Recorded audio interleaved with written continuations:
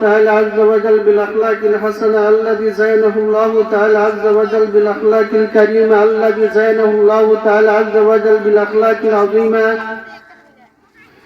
الذي زينه الله تعالى عز وجل بالأخلاق المرضية الذي زينه الله تعالى عز وجل بالأخلاق الممدوحة الذي زينه الله تعالى عز وجل بالأخلاق المحبوبة صلى الله عليه وعلى آله وأصحابه وبارك وسلم تسليما كثيرا كثيرا. أما بعد فأعوذ بالله من الشيطان الرجيم. بسم الله الرحمن الرحيم. قل إن صلاتي ونسكي ومحياي ومماتي لله رب العالمين. وقد ورد في الخبر عن النبي الصادق الأبر صاحب القبر الأعظم صلى الله عليه وسلم أنه قال: قرة عيني في الصلاة، أو كما قال عليه الصلاة والسلام. মুসলিম শিশু শিক্ষা নুরানি বালিকা মাদ্রাসা মৌজা জাহানপুর এর আজকের সবার সম্মানিত সভাপতি সাহেব, দূর দূরান্ত থেকে আগত উলামায়ে কেরাম, মুরব্বিয়ানে কেরাম, যুবক ভাইয়েরা, আমার কুচি কুচি ছোট্ট মনিরা, পর্দার আড়াল থেকে শ্রবণরত মা ও বোনেরা, মহান আল্লাহ পাক রব্বুল আলামিন আমাদেরকে আসার এবং বসার তৌফিক দিয়েছেন। আসার এবং বসার তৌফিক কে দিয়েছেন? জোরে বলুন না, কে দিয়েছেন? আল্লাহ। গতকালকে যারা মারা গেছে বা আজকে সকালে যারা মারা গেছে এরা এই সভাতে আসতে পারবে, বসতে পারবে, কিন্তু আমাকে আল্লাহ তাআলা লম্বা হায়াত দিয়েছেন বিদায় আমি আসতে পারছি, এই সভাতে বসতে পারছি। আমরা খুশি না বেজার? আরে জোরে বলুন না, খুশি না বেজার? এই দিনে মাহফিলে আসা সবার ভাগ্যে জুটে না। যাদেরকে আল্লাহ পছন্দ করেন, যাদেরকে আল্লাহ মহব্বত করেন, যাদেরকে আল্লাহ ভালোবাসেন, যাদের প্রতি আল্লাহ সন্তুষ্ট, এদেরকে আল্লাহ এই দিনে মাহফিলে আসার এবং বসার তৌফিক দান করেন। সবাইকে দান করেন না। আপনার বাড়ি যদি মাদ্রাসার পাশে হয়, যদি আল্লাহ তৌফিক দান না করেন তাহলে আপনি এখানে আসতে পারবেন না। আপনার বাড়ি যদি মৌজা জাহানপুর হয়, কিন্তু আল্লাহ আপনাকে ভালোবাসেন না, আল্লাহ আপনাকে তৌফিক দেন না, এই সভাতে আসতে পারবেন না।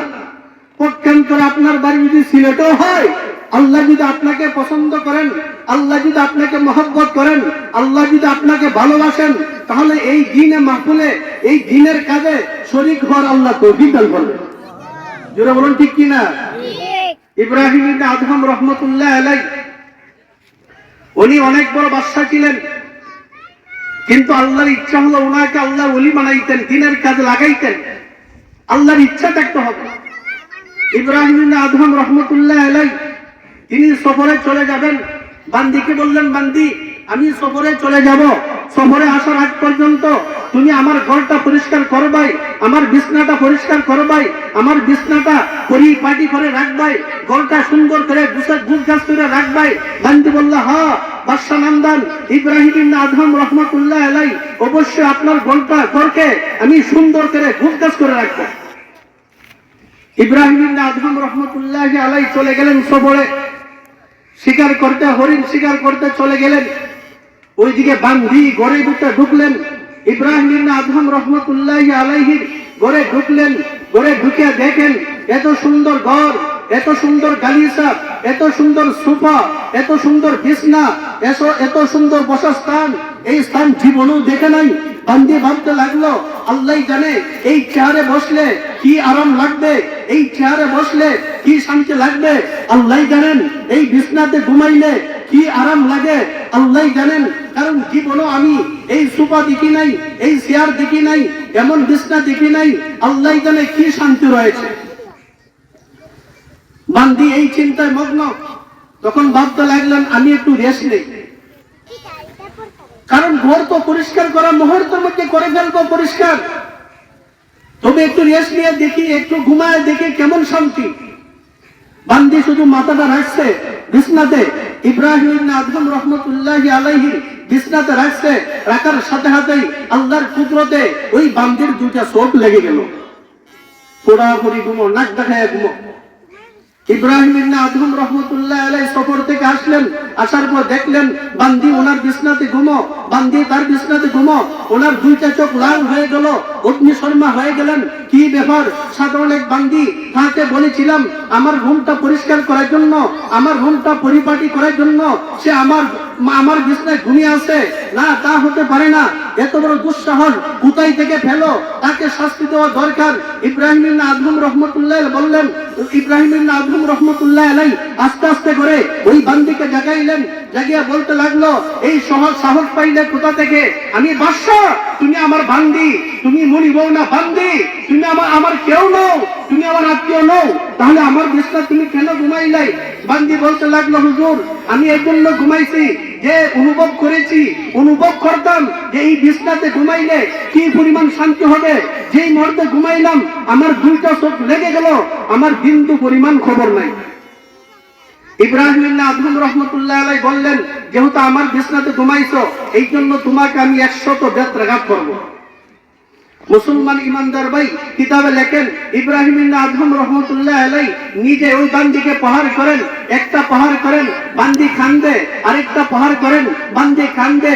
দিতে দিতে প্রায় যখন 90টা গেলেন, এবার বান্দি কান্দেন না, বান্দি হাসে। আরেকটা দিলেন, 91টা দিলেন, বান্দি হাসে। 92টা দিলেন, বান্দি হাসে।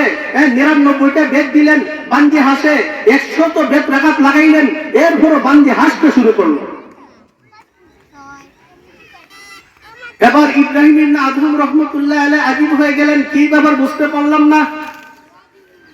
90টা পর্যন্ত বেদ লাগাইলাম, তুমি শুধু হাসছো, তুমি শুধু কাঁদছো আর কাঁদছো।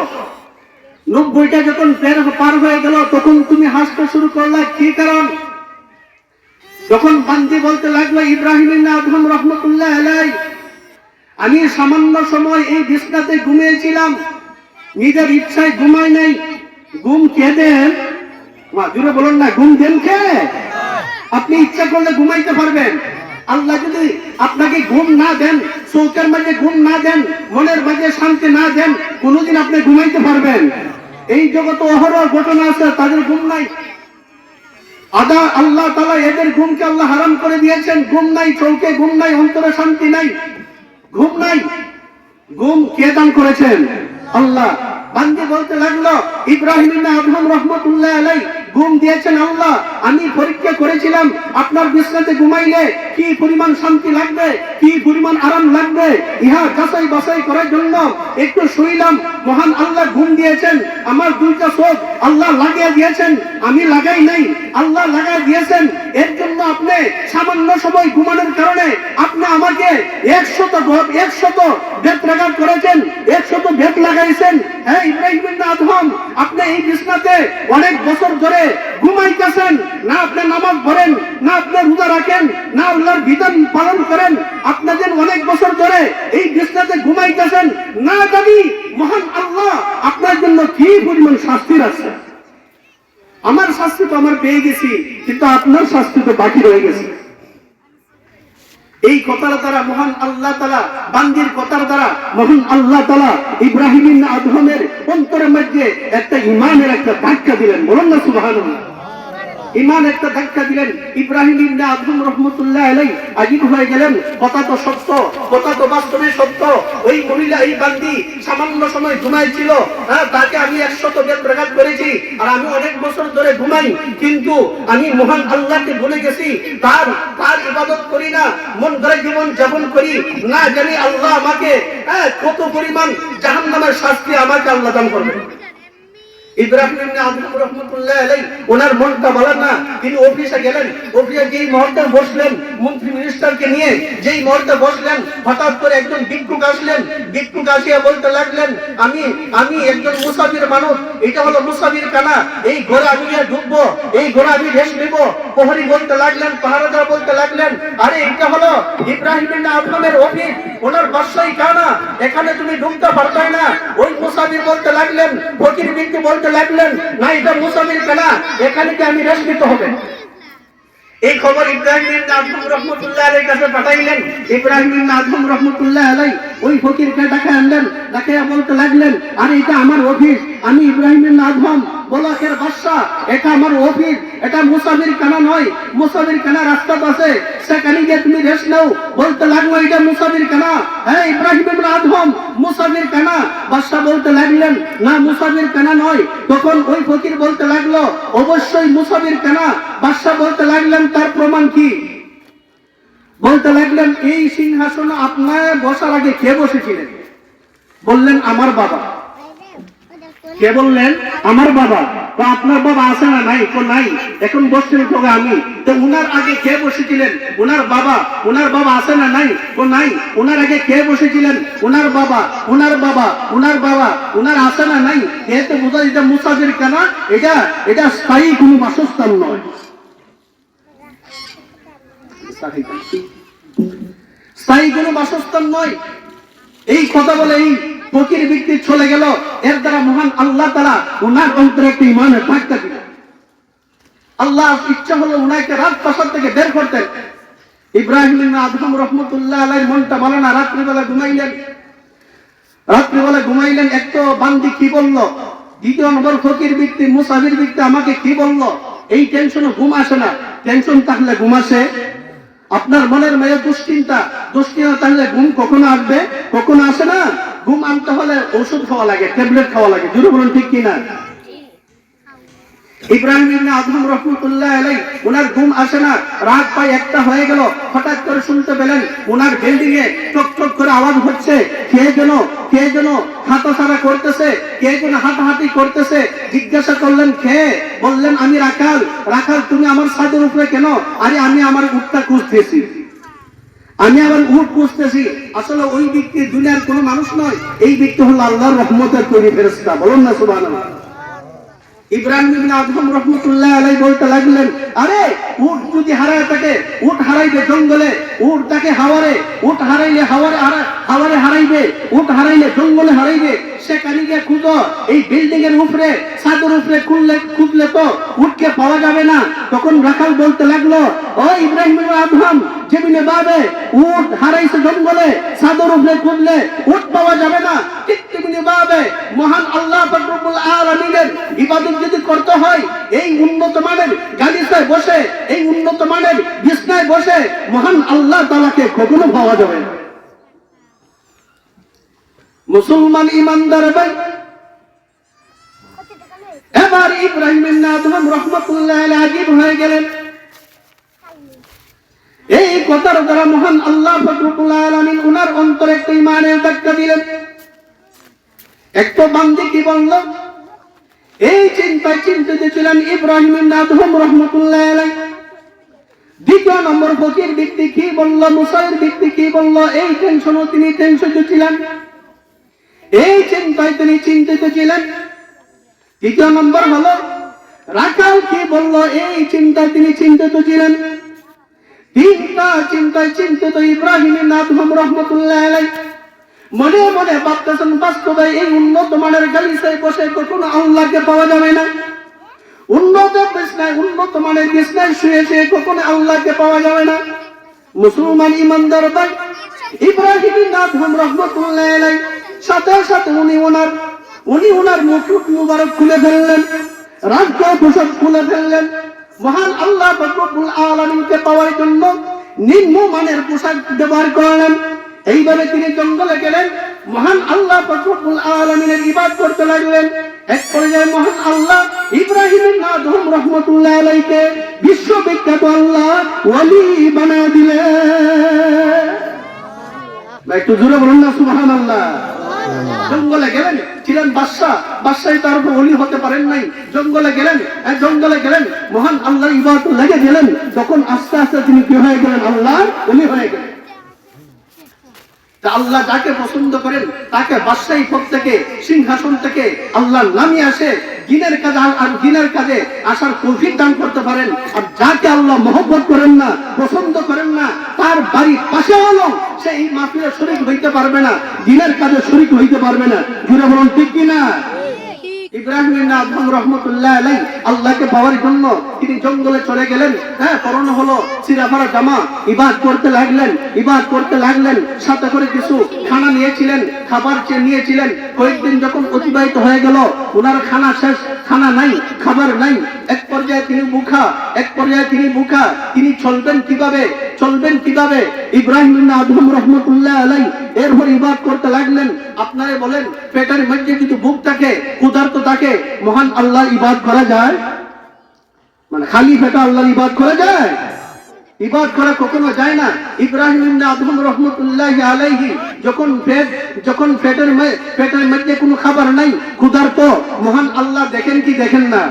আমরা যে এখানে আছি, আল্লাহ দেখতেছেন কি দেখতেছেন না? যারা বাড়ি ঘরে আছেন, এখনো বসে আছেন, এদেরকে আল্লাহ দেখতেছেন কি দেখতেছেন না? আল্লাহ তো দেখেন, আল্লাহ তো দেখতেছেন। ইব্রাহিম ইবনে আদহাম রাহমাতুল্লাহ আলাইহি ওনার পেটে খাবার নাই, বিন্দু পরিমাণ ওনার পেটে একটা লুকমাও পড়ে নাই। তখন আল্লাহ পাক রব্বুল আলামিন কুদরতি ভাবে জান্নাত থেকে উন্নত মানের আল্লাহ খাবার পাঠিয়ে দিলেন। উন্নত মানের যখন খাবার পাঠায় দিলেন, এই সারাটা জঙ্গল মোহিত হয়ে গেল। পাশেই আরেকজন আল্লাহর ওলি ছিল। ওই ওলির জন্য নিম্নমানের খাবার আসতো, জান্নাত থেকে ডাইল আসতো, জান্নাত থেকে রুটি আসতো। কিন্তু ইব্রাহিম ইবনে আদহাম রাহমাতুল্লাহি আলাইহির জন্য উন্নত মানের খাবার আসতো। ওই পার্শ্ববর্তী ওলি ভাবতে লাগলো, আমি অনেক বছর ধরে এই জঙ্গলে আল্লাহর ইবাদত করতেছি, কিন্তু মহান আল্লাহ কয়েকটা রুটি আর আমাকে ডাল খাওয়ান। আর মাত্র নতুন ইব্রাহিম ইবনে আদহাম রাহমাতুল্লাহি আলাইহি কয়েকদিন হয়েছে মাত্র এসেছে, উনার জন্য আল্লাহ উন্নত মানের খাবার পাঠাইছেন। এটা কেমন বিচার? এই কথা শুধু তিনি মনে মনে ভাবলেন, বললেন। আমরা মনে মনে যা ভাবতেছি আল্লাহ জানেন কি জানেন না? মা কি বলেন? আমরা মনে মনে যা ভাবতেছি আল্লাহ জানেন কি জানেন না? অবশ্যই আল্লাহ তাআলা জানেন। ওনার মনের খবর আল্লাহ জেনে ফেললেন। সাথে সাথে আল্লাহ পাক রব্বুল আলামিন ওই পার্শ্ববর্তী ওলির কাছে আল্লাহ ইলহাম পাঠাইলেন, আমার বান্দা, তুমি তো ছিলে ফকির, তুমি তো ছিলে একবারে দুর্বল, তুমি ছিলে একবারে নিঃস্ব, আর তুমি কাজ করতাই, জঙ্গলে কাঠ কাটতাই, এগুলো বিক্রি করে তুমি আহার করতাই। কিন্তু আমি আল্লাহ পাক রব্বুল আলামিন তোমার জন্য জান্নাত থেকে রুটির ব্যবস্থা করে দিয়েছি, ডাইয়ের ব্যবস্থা করে দিয়েছি, এজন্য যাতে করে আমার গোলামি করতে পারো, ইবাদত করতে পারো, এই জন্য আমি তোমার জন্য ব্যবস্থা করেছি। কিন্তু পক্ষান্তরে ইব্রাহিম ইবনে আদহাম রাহমাতুল্লাহি আলাইহি জানো, সে ছিল বাদশার ছেলে, তার বাবা ছিল বাদশা, তার দাদাও ছিল বাদশা, তার পরদাদা ছিল বাদশা, সবাই তার 14 গোষ্ঠী ছিল বাদশা। সে আমি আল্লাহকে পাওয়ার জন্য বাদশাহী ছেড়ে দিয়েছেন, সিংহাসন ছেড়ে দিয়েছেন, উন্নত মানের খাবার ছেড়ে দিয়েছেন। সে যদি আমি আল্লাহকে পাওয়ার জন্য উন্নত মানের বিছনা ছাড়তে পারে, উন্নত মানের পোশাক ছাড়তে পারে, উন্নত মানের খাবার ছাড়তে পারে, আমি কি আল্লাহ তার জন্য কোনো কিছু পাঠাইতে পারি না? এই জন্য আমি আল্লাহ ইব্রাহিম ইবনে আদহামের জন্য উন্নত মানের খাবার আমি আল্লাহ পাঠাইলাম। তোমার যদি ভালো লাগে তাহো, আর ভালো যদি লাগে না তুমি চলে যাও। তোমার জিনিস এখন আছে, যাও গিয়ে খাটখাটো।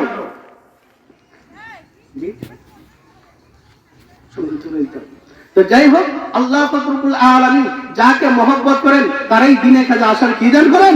তৌফিক দান করেন। ইব্রাহিম ইবনে আদহাম রাহমাতুল্লাহি আলাইহি তিনি নদীর পারে কাপড় সেলাই করতেছেন। ওনার কাপড় তো হলো সিরা, একবারে সিরা ফিরা, তিনি সেলাই করতেছেন, কাপড়টা নিজ হাতে সেলাই করতেছেন।